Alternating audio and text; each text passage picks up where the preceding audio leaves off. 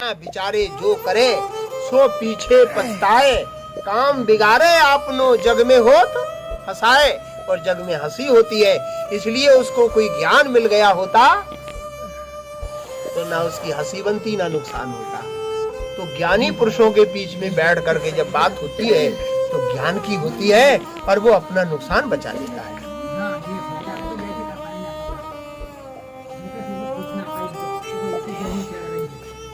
इसलिए कबीर साहब कहते हैं, काऊ दिन आंधी में उड़ जाएगी तेरी काया की झुपड़िया। कहे कबीर सुनो भाई साधो, सोच समझ के गठरिया बांधो। हमको कोई गलतियां ना करें, सोच समझ के जीवन जिए।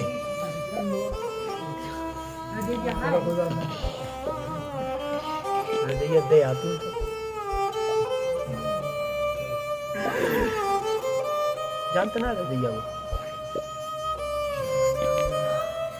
तो बताया है, कहीं कबीर सुनो भाई साधो, सोच समझ के गठरिया बांधो। इस गठरी को खोल खोल के देखते चलो जीवन की, कि हमने आज कोई गलती तो नहीं की है। अगर गलती की है उसका परिणाम मिलेगा, हाँ गलती का परिणाम जरूर मिलेगा। सोच समझ के जीवन जीना चाहिए। तो हम एक दूसरे को तंग करते हैं, ये भी भरना पड़ता है। सास बहू को तंग करती है, बहू सास को तंग करती है, देवरानी जेठानी को तंग करती है, देवरानी जेठानी को तंग करती है, भाई भाई को तंग करते हैं, बेटा बाप को तंग करता है, बाप बेटा को तंग करता है। ये जीवन में हमारे बदले जुड़ते चले जा रहे हैं, ये एक दिन बदला देना पड़ेगा। इसलिए कबीर साहब कहते हैं, रोज अपनी फाइल चेक करते चलो कि हमने आज दिन भर में किसी को कुछ दुख तो नहीं दे दिया, उसका बदला देना पड़ेगा। कहे कबीर सुनो भाई साधो, सोच समझ के गठरिया बांधो।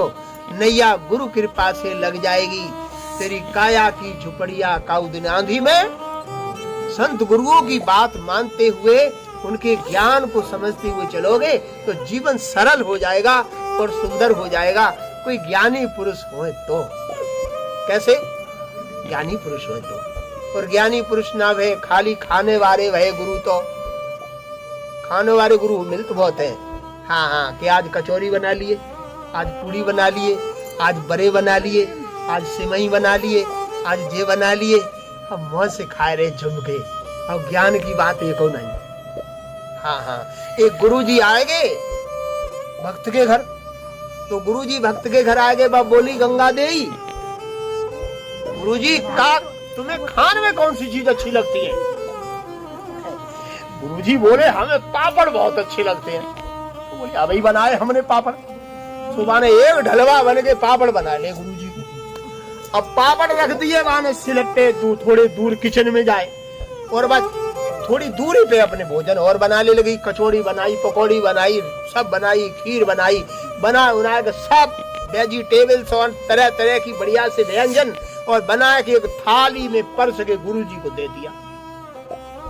तो वे देख देख के कचौड़ी को थोड़ा कोरा खाए ले करें, कऊ पूरी को खाए ले करें, कऊ थोड़ी खीर खाए ले करें, लेकिन सबसे ज्यादा तो अच्छो लागत है पापड़ में। अब भी जा देख रहे जब पापड़ ना परस रही है, खाना पड़ती है। बा बेचारी भूल गई, बा पापड़ रखनू भूल गई गंगा देवी। अब वे बोले का बतावे, जब जय खवा रही है पापड़ ना दे रही है, पूछ जय रही कि कौन सी चीज अच्छी लागत है। सो जो अच्छी लागत बना खवा रही है। बोले गुरुजी, बोले लली, बोले हाँ कि का बतावे, आज तो बचिए गए ना तो प्राण खत्म है। क्या बात गुरुजी? अरे क्या बतावे लली, आज तो प्राण चले जाते, कतई जो है बचन वाले नहीं थे। बोले बताओ गुरुजी बात का है? बोले बात जा है, एक सांप हो बहुत लंबो सांप। बोले हाँ कितो लंबो? बोले हिंसे वो पापड़ को ढलवा धरो इतो लंबो, पापड़न को ढलवा रखो इतो लंबो सांप। बोले अरे गुरुजी पापड़ तो मैंने परसा ही ना तुम्हें। तो देखो खा ले पापड़। हाँ तो कुछ लोग खान में चतुराई रखते हैं लेकिन ज्ञान में चतुराई ना रख, कैसे खाने में मिल जाए क्यों संपाल। अरे तो नागे को पापड़ ऊपर। इसलिए कबीर साहब कहते हैं कोई ज्ञानी अच्छे जो कान तो कहे कबीर सुनो भाई साधो, तो कोई संत गुरु मिले सीताराम तो बैठ करके चाहे गर्मी हो चाहे ठंड हो उन्हें ज्ञान देना है तो दे ही नहीं। क्यों? अब देख जा गंगा दे करी, अरे वह कमरे में कर लेते गुरुजी, कमरे में कर लेते। अब देख इतने कमरा में आ जाते क्यों? आ जाते नहीं आते, परेशानी होती ना। मुझे पता था कि कमरे में सब लोग इतने नहीं आ पाए। क्यों ललाते बताओ ना आ पाते। इसलिए जो है मैं जानता था कि ठंड चाहे कितनी हो लागे कमरा में बात नहीं बनेगी, लोग बहुत आ सकते हैं। क्यों? तुम्हें कहा गुड़ा गई, तुम डबल डबल कपड़ा पहने हो। हाँ, तो कबीर साहब कहते हैं तो कोई संत गुरु मिले, ज्ञानी पुरुष मिले, क्यों तो ज्ञान बतावे, और खान वारों मिले तो बात कम बतावे, पापड़े ज्यादा खाए। हाँ, ठंड तो वैसे ना लगे क्योंकि पापड़ ऊपर सब खा रहे, पापड़ ऊपर सब खाए। खाते खाते कितने दिन बीत गए? खाते खाते 15 दिन बीत गए।